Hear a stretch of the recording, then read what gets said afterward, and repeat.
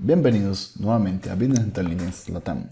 Mi nombre es César Oviedo y el día de hoy vamos a estar hablando sobre desnormalización. Esta es la tercera entrega del curso de Data Warehouse más Business Intelligence. Así que si no se quieren perder nada o si simplemente quieren seguirme y ahí vamos a seguir creando más contenido. Insisto, si es la primera vez que nos escuchan o nos ven, estamos ahorita trabajando en un esquema semanal donde todas las semanas estamos entregando o haciendo eh, charlas, pláticas, como quieran llamar, videos sobre Data Warehouse.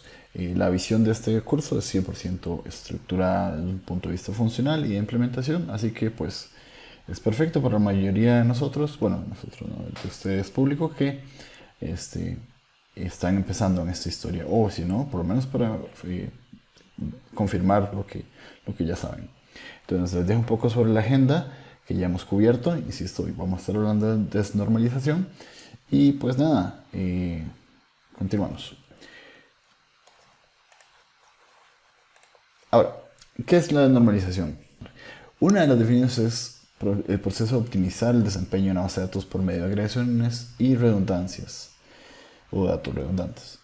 Pero yo siempre comento que para mí la normalización se resume en agarrar las famosas reglas normales que tanto nos costó aprender en la universidad y desaparecerlas. Simplemente ya no son importantes. Ahora más bien el diseño de nuestra base de datos va a estar enfocado 100% en dos conceptos. Como ya lo hablamos, desempeño, y la segunda, usabilidad o cómo el cliente percibe las cosas. Eso es también importante. Ahora, vamos a ver, esta es la arquitectura que ya hemos platicado anteriormente sobre Data Warehouse. Entonces, ahorita, para enfocarnos, principalmente vamos a estar hablando sobre esta base de datos, ¿ok? Y sobre cómo está desarrollada en la misma. En algún momento hemos hablado previamente sobre el stage o staging area, donde el stage básicamente es una base de datos temporal, básicamente es un storage preliminar, por llamarlo de alguna forma. Entonces, para resumirlo, el stage no va a tener estructura, no va a tener foreign keys, no va a tener constraints ni nada por el estilo. Normalmente se maneja una base de datos lo más lineal y plana posible.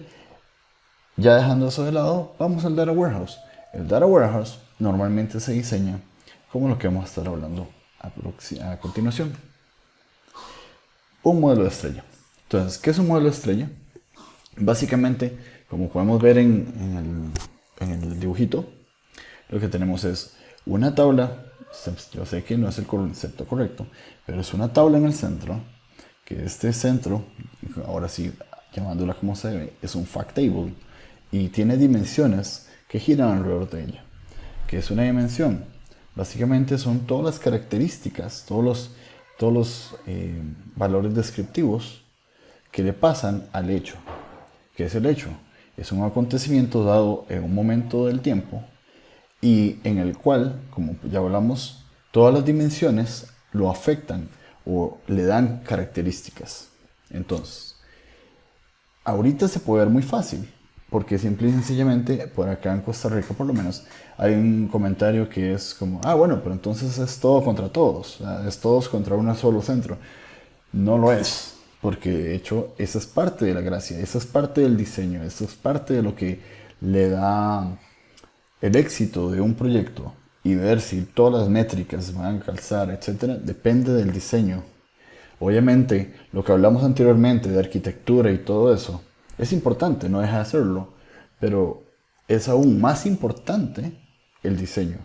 Si bien la arquitectura me asegura un desarrollo bajo estándares o bajo siguiendo las mejores prácticas, es el diseño del Data Warehouse, de la base de datos del Data Warehouse, el que va a garantizar un éxito del proyecto. Al final de cuentas, esto es donde van a estar almacenados los datos y es el cómo todo se va a relacionar. Entonces, siguiendo con el tema de diseño, hay dos principales tendencias. Ya hablamos de diseño en estrella y hay otra que se llama Snowflake.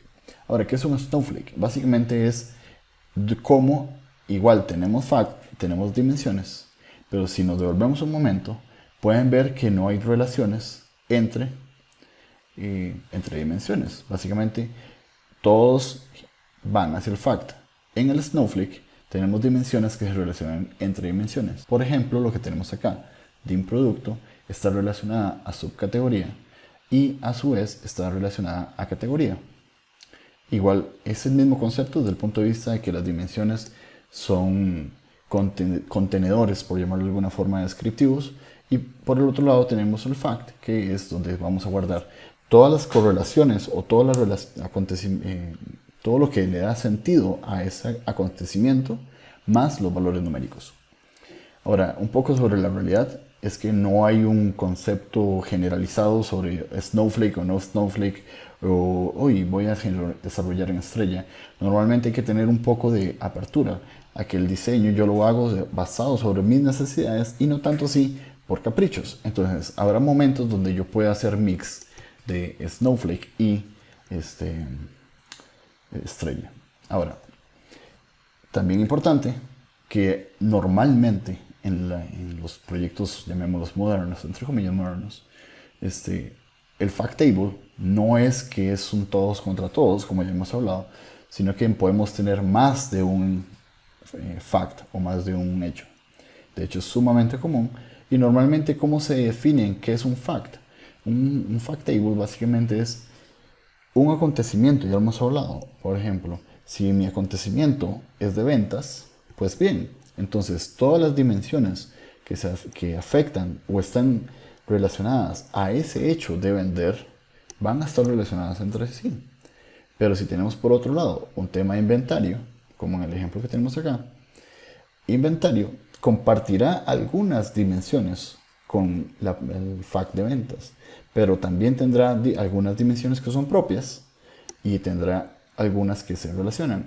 Nótese que entre los facts no es normal que existan relaciones. Podemos ver que tenemos por un lado el fact table de ventas y el otro lado el fact table de inventario. Insisto, no hay relación entre ellos. ¿Y cómo se relacionan entre sí, entre comillas? Vuelvo a lo mismo, entre sus dimensiones compartidas. Ahora, volviendo a hablar un poco sobre los hechos. Los hechos básicamente es donde está toda la información que realmente está, de dónde se va a tomar decisión. Al final de cuentas son todas las transacciones, es donde se manejan todas en detalle. Entonces es acá donde se almacena el mayor volumen de los datos. Es importante tomar en cuenta que como los fact, el principal insumo son las transacciones, volviendo a lo que ya había dicho anteriormente, crece semana a semana, día a día, son las tablas que tienen mayor crecimiento dentro de nuestro Data Warehouse. Los registros no se deberían actualizar, eso es sumamente importante, y mucho menos borrar. Pero sin embargo, siempre caben las opciones a algunas pequeñas excepciones. Siempre comento que una de las excepciones es, por ejemplo, en los cubos de contabilidad, cuando hay un cierre mensual y a pesar de que ya se corrió el cierre, tenemos que revolverlo a correr o cerrarlo nuevamente porque se hicieron ajustes de último momento, cambios de ese tipo. Ahora, tiene dos tipos de columnas, llaves y medidas. ¿Qué son las llaves? Básicamente lo que ya hablamos, las relaciones contra las dimensiones. Y por otro lado, las medidas. ¿Qué son las medidas? Los valores numéricos. Hablando del fact de ventas, estaremos hablando de el monto de la venta, cantidad de productos, impuestos, etcétera, etcétera. ¿Okay? Existe una llave externa por cada dimensión. Eso es simplemente lo que ya hablamos de las relaciones. La llave primaria, si es que hay, es importante. La llave primaria en un fact table normalmente es opcional. Puede estar compuesta de todas las dimensiones. ¿Okay? Y por último, no existen nulos dentro de los campos y ni de las llaves. Una de las casi que las reglas más básicas es que en el Data Warehouse se pretende que no existan nulos. ¿Por qué? Porque al final de cuentas lo que queremos es que si estamos consumiendo esto con un análisis de servicios, con Power BI, con Tableau, con lo que sea, todo esté ya resuelto. Y para eso tenemos que entender o básicamente trabajar los datos para que no existan esos nulos. Eso es parte del proceso de TL. Tablas de dimensiones, tenemos tres tipos de campos. Básicamente tenemos una llave primaria, niveles de jerarquías, ejemplo, lo que hablamos anteriormente de categoría, subcategoría y producto, y los campos que son atributos. Que son atributos, todos dentro de la misma dimensión, todos los demás columnas que tienen sentido dentro de la misma dimensión, volviendo al mismo caso de productos, color, tamaño, forma, etc. Ahora, una pequeña recomendación: las llaves primarias deben ser enteros identity o equivalentes. Mucha gente detesta los identities, razones habrán, pero por ejemplo ya hace ya un buen rato existen los sequence en SQL Server, por ejemplo, y si no, podemos implementar algo propio o lo que sea. Algo importante es esto: no se recomienda utilizar las llaves del OLTP. OLTP, por aquello que nos recordemos, es básicamente el sistema transaccional. Entonces, ¿qué es lo que hacemos? Crear una nueva llave primaria, y esta nueva llave primaria, insisto, en modo identity o equivalente, es la que va a darle sentido único a cada uno de los registros. Y normalmente vamos a agregar una llave de negocio, que es la que le va a dar sentido de negocio a cada uno de esos registros. Cada nivel de la jerarquía equivale a un campo de la tabla. Eso básicamente es lo que habíamos hablado sobre categorías o categoría de producto. Ok, básicamente. Los datos almacenados en los campos son los miembros. Esto básicamente es importante desde un punto de vista de análisis de servicios, porque hay un tema conceptual o cambio de, ok, ya no son atributos, son member y tipos de cosas de ese tipo. Pero insisto, en términos generales no es tan importante. Ahora, por último, una tabla de dimensión puede tener más de una dimensión. Noten la diferencia entre tabla de dimensión y dimensión. Por ejemplo, yo podría construir una tabla de dimensión que se llame fecha, ahora vamos a hablar de eso, y tener una dimensión que se llame fecha, registro, fecha de entrega, fecha de transacción, etcétera, etcétera. Y todas ellas se alimentan de una sola tabla que se llama fecha, o dimensión fecha, o dim fecha, o como lo queramos llamar. Entonces, vamos a hacer un repaso más a fondo, a nivel más práctico de, bueno, cómo se hace esto. Entonces, esto que tenemos acá, básicamente es un sistema transaccional. Como podemos ver, tenemos órdenes, tenemos líneas de orden, productos, categorías, tenemos marca, tenemos promoción, cliente, tienda. Entonces, básicamente, como pueden ver, es un esquema, entre comillas, normal, donde cada quien se relaciona entre sí. Y lo que vamos a hacer un poco es, ¿cómo haríamos este mismo diseño desnormalizado? Ahora, insisto, la desnormalización es para el Data Warehouse, no para el sistema relacional. No es que César Oviedo dijo que hay que cambiar la forma de hacer sistemas relacionales. No, el objetivo es cómo diseñamos Data Warehouse. ¿Okay? Entonces, más o menos se parecería a algo como esto, donde la tabla de ventas, por llamarlo de alguna forma, se convirtió en mi FAQ de ventas, donde tengo todas los foreign keys que están relacionados, o más bien que me referencian a las dimensiones. Y las dimensiones, como pueden ver, se cambiaron también. Veamos, por ejemplo, el caso de producto. En el caso de producto teníamos categoría y marca como dos tablas diferentes. Ahora, en nuestro nuevo Data Warehouse, tenemos una sola tabla de productos, y tanto la categoría como la marca se unieron dentro de productos. Ahora, ¿qué criterio fue el que utilicé para determinar si esas esas tres tablas en realidad, se iban a unificar en una sola? Básicamente lo que me determina eso es qué tan lógico, por llamarlo de alguna forma, es para el usuario pensar en eso como una sola cosa. Porque el objetivo de esto es reducir hasta cierto punto la cantidad de joins necesarios para cubrir una tabla. Es decir, ya no me interesa tanto si los datos son únicos, como en las reglas normales, sino más bien es el rendimiento el que me está empujando. Entonces, también, si el usuario ve lógico o práctico, o es un concepto de negocio inclusive, que la categoría y la marca están dentro del producto, pues los podemos unificar. Ahora, otro ejemplo que también es importantísimo es el caso del tiempo. ¿Dónde está aquí en el sistema transaccional una dimensión de tiempo o una tabla de tiempo? En ningún lado. Lo que tenemos es una columna de fecha. Esa columna de fecha la vamos a convertir en una tabla de fecha, donde ahí podríamos agregar el mes, el trimestre, el cuatrimestre, el semestre, etcétera, etcétera, etcétera. Y así mismo con las demás dimensiones. Entonces vemos que esos son los dos casos más comunes, más prácticos, donde, insisto, podemos agarrar una columna como la fecha y convertirla en una tabla. Y por otro lado podríamos tener n cantidad de tablas y unificarlas en una sola. Hay otros ejemplos, por ejemplo, no aquí descritos, que podría ser, aquí tenemos costo total. ¿Qué tal si agregáramos una tabla nueva que no existe en el relacional, que son rangos de costos?